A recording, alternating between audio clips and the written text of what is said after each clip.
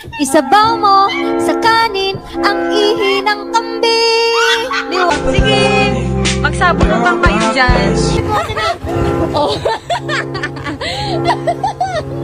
Gusto ko tumigil, sabi mo I like it here, pero I think I like it more. Di ko matideny na.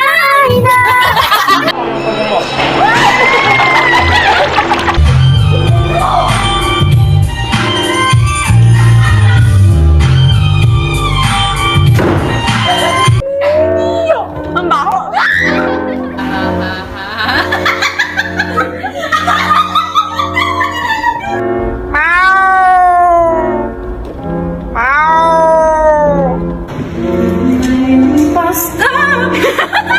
Ito po yung nirap ni Ate Aya nung isang araw po. Hanggang ngayon buhay pa rin po siya. Oh.